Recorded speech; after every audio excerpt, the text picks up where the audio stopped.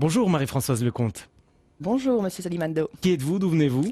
Alors, je suis avocate au barreau de Charleroi, spécialisée en droit social. J'ai 37 ans. Je suis la maman de 3 jeunes enfants.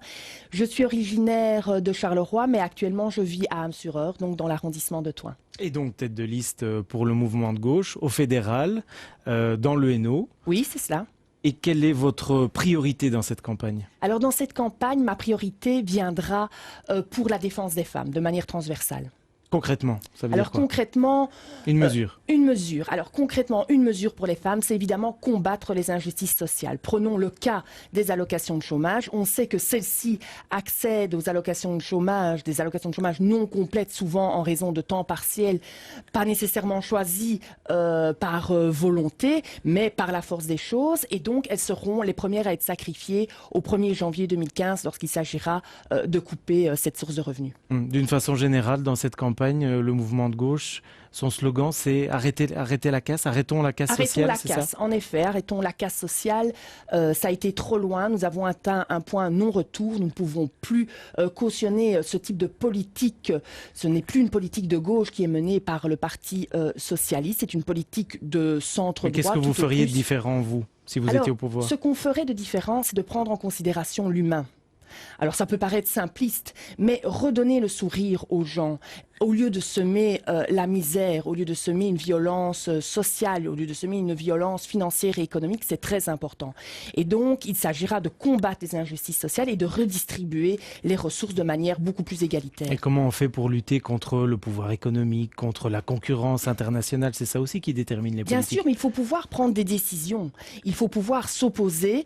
Et nous, en tant que peuple, en tant que citoyens, parce qu'au mouvement de gauche, nous ne sommes que des citoyens, nous ne sommes pas des vedettes politiques, nous sommes des acteurs de changement.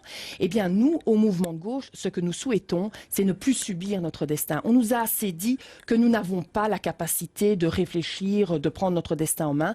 Ça en est de trop. Nous voulons nous opposer de manière radicale à l'ensemble de ces politiques. Il y a beaucoup de partis de gauche, à la gauche du PS. Qu'est-ce qui vous différencie de Vega, du PTB par exemple, de plusieurs de ces mouvements? Alors c'est exact, ça risque de bouchonner. Il faut savoir que le mouvement de gauche, son leitmotiv depuis le départ, c'est de constituer un front de gauche à la française, c'est-à-dire un rassemblement... Façon Mélenchon. Tout à fait, c'est une inspiration au quotidien.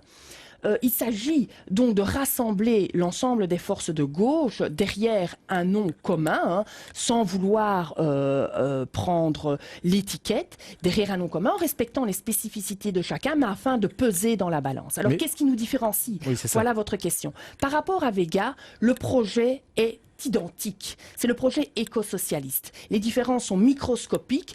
Par exemple, je peux mettre en évidence la question de la laïcité. Le mouvement de gauche revendique une laïcité politique, revendique qu'elle soit inscrite dans la Constitution. Vega est moins présent sur ce thème. Néanmoins, nous aurions pu nous entendre de manière formidable sur le projet éco-socialiste. Nous avons proposé clairement l'alliance, notamment à M. De Crolly, qui est revenu en politique et qui sera à la tête de Vega pour la liste européenne. Cette alliance a été refusée. C'est dommageable au plus haut point. Mais que devions-nous faire face à cela? Baisser les bras? Continuer à voter PS? Ce n'est pas le genre du mouvement de gauche. Du coup, vous arrivez en ordre un peu dispersé à la campagne. On arrive malheureusement en ordre un peu dispersé, mais à mon avis, les discussions pourront reprendre de plus belle après le 25 mai, et c'est évidemment le souhait du mouvement de gauche. Alors par rapport au PTB, parce que évidemment c'est une force montante, et je salue sincèrement, véritablement l'ensemble des militants du PTB, parce que ça fait plus de 30 ans qu'ils sont aux côtés des plus démunis. Néanmoins, nous n'avons pas le même projet de société. Nous sommes beaucoup plus libertaires au sens liberté individuelle. Nous voulons plus de démocratie participative et plus d'écologie au sens préservation de l'écosystème, parce que l'écosystème, la Terre, est le seul endroit où notre civilisation peut perdurer. Vous avez été fondé par Bernard Westphal. L'après-Westphal, pour votre parti, c'est pas évident. Hein. Un énorme coup dur, que voulez-vous, un parti qui a à peine 1 an et demi, qui voit son président fondateur originaire incarcéré, terrible. Néanmoins, cela a révélé en nous des forces insoupçonnées de militantisme. Parce que suite à cela, il y a eu une véritable réappropriation, une appropriation collective des valeurs défendues par le mouvement de gauche. C'est évidemment la démocratie participative, la laïcité, la gauche, l'écologie. Vous essayez d'en faire une force. C'est une force, en Qu'est-ce effet. qu'on peut vous souhaiter dans cette campagne? Alors, ce qu'on peut nous souhaiter dans cette campagne, c'est d'être présent. Ça, on le sera partout, partout au régional, partout au fédéral en Wallonie et également, vous le savez, à l'Europe, ainsi qu'au fédéral à Bruxelles. Et alors, de marquer quelques points, nous espérons au moins atteindre les 2% et peut-être un mandat, qui sait.